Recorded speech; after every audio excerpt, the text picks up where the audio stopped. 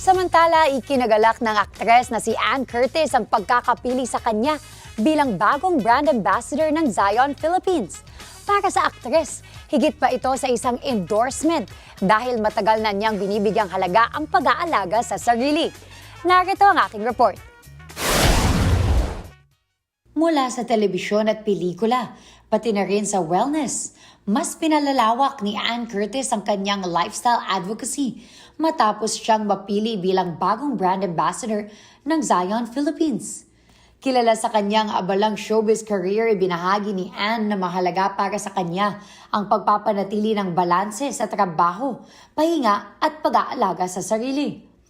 Bilang bagong muka ng Zion Philippines, kakaugnay si Ann sa mga inisyatibo nito na nakatuon sa wellness, sleep at modern technology. Everything is doing well, and that's why, and I think it's very, very important that you listen to your body.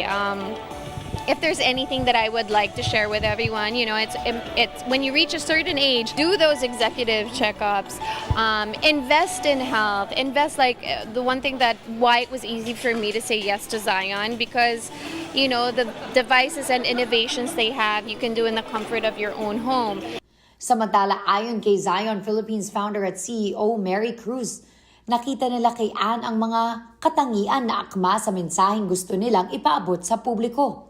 Her commitment to balance, health, holistic well-being really represents Zion as a brand. We're into wellness and longevity, and aside from her beautiful face, we think that Ann really embodies what Zion stands for.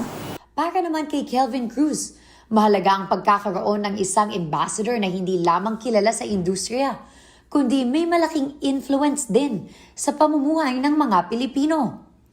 Sa Zion Wellness, nakasentro ang mensahe sa wellness, habang ang Sleep AI ay nakatuon sa sleep at recovery, at ang Zylo AI naman ay nakauugnay sa technology at modern lifestyle.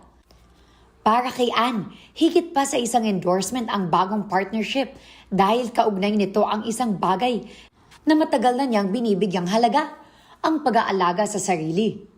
Sa kabila ng sunod-sunod na proyekto sa showbiz na nanatiling bahagi ng routine ni Ann, ang pagbibigay ng oras para sa sarili, kalusugan at pahinga.